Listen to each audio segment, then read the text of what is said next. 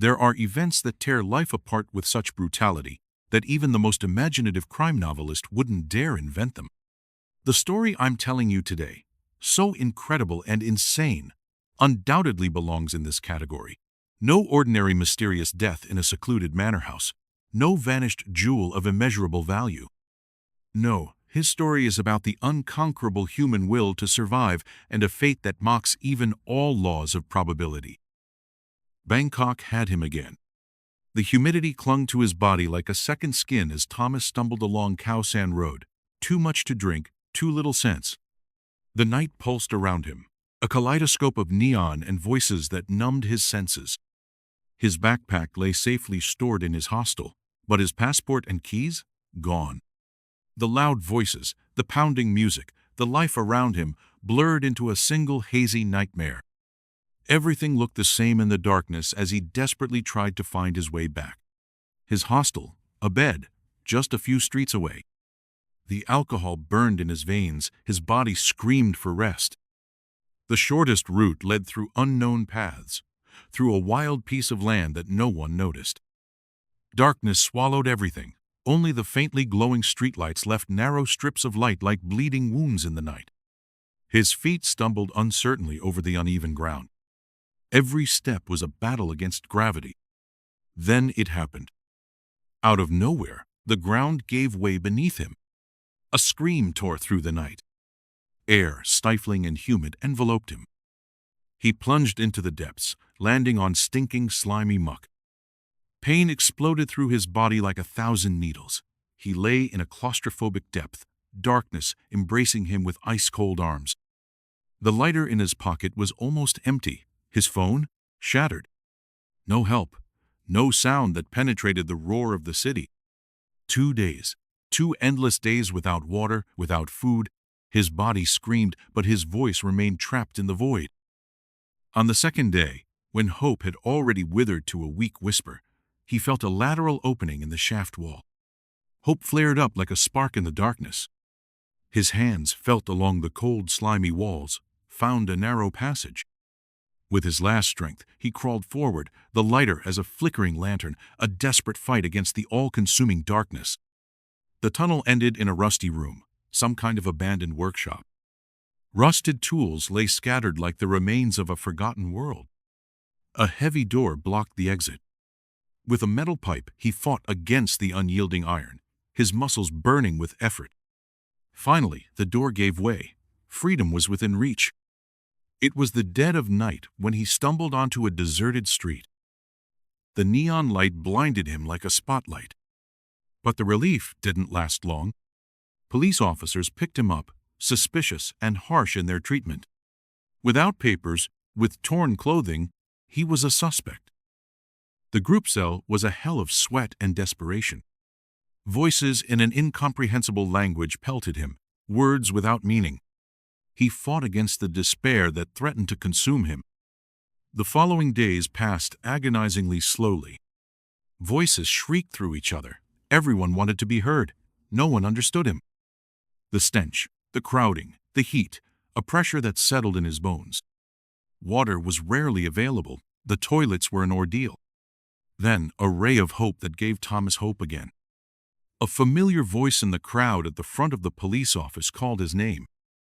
A backpacker wanted to report the loss of her phone, recognized Thomas by chance when she had to wait for the officer's report protocol, and her eyes wandered boredly through the office.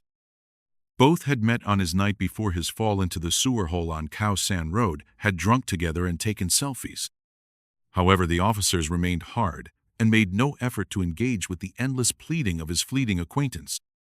She called out to Thomas that she would come back tomorrow, but today and now, unfortunately, she couldn't do anything for him. His just flared hope shattered like an unstable house of cards. Brief interruption. At this point, the resolution to the last incredible story of Julia, who fell from an airplane over the Amazon from 10,000 feet and survived another 10 days in the jungle. Yes, this story is true and happened exactly as told. Back to Thomas's martyrdom in Bangkok. He was still trapped, not just in a cell, but in a system that allowed no explanations. The voices in the overcrowded group cell were foreign, incomprehensible. No help, just noise. His attempts to make himself understood failed again and again. No one listened, and those who did listen to him didn't understand him. The backpacker, who only knew him casually, now remained his last hope to get out of this terrible situation. With photos and stories from Khao-san, she brought the officers at the front of the office proof that there must be a major error here. But the officers remained hard, wouldn't engage, because official errors don't exist in Thailand. The loss of face for Thais would be too great. The tough struggle for recognition of his identity continued to frighten Thomas since he had lost his passport and keys, a roller coaster of emotions between fear and hope. The system continued to remain stubbornly silent. No Thomas found. Time stretched like chewing gum and seemed unwilling to break. This night in the group cell also felt endlessly long. He kept losing himself between mistrust and hope. Thousands of thoughts shot through his head constantly. His thoughts circled endlessly. How had he ended up here? One wrong step, one mistake, and now this nightmare. He couldn't explain to anyone that he wasn't a criminal, that everything was a terrible misunderstanding. The silence was suffocating. When morning came, the backpacker again approached the officers. She gestured with her arms, showed photos, spoke urgently to the officers again, and pointed constantly at Thomas. One of the officers nodded reluctantly, then made a frantic phone call. A glimmer of movement spread. The backpacker showed Thomas the crossed fingers, sign to wish him good luck, and disappeared from the police station. What felt like 5 hours later, but had only been 1 real hour, he was picked up from the cell by one of the officers. Just as rough and brutal as he had been brought to the cell days before. Not with respect, not with apology, but with cold efficiency. The officer gave Thomas a document and signaled that he should sign. Although Thomas didn't know what was written on the document, it was in Thai. He signed as ordered, without being aware of possible consequences. The officer again took him roughly by the arm and escorted him to the entrance door. It opened, and outside freedom waited, but it tasted bitter. His body was exhausted and his soul weary. Outside, the air was heavy, but it was freedom. His body felt strange, every movement hurt. The backpacker waited patiently, looked at him as if she had already given up on him, and found him again at the same time. She led him to the small hostel that was also her current home. There was clean water, a cold shower, a blanket that felt soft. For the first time in days, he no longer felt like a shadow. But the spirit was harder to free. The images from the cell, the sewer, the darkness, they burned themselves in. Every night he woke up with a pounding heart. The fear of falling and being imprisoned was close. The hotel staff finally brought his wallet and passport. They had found both days ago in the lobby, untouched since that night. A brief moment when the world spun before reality took over again.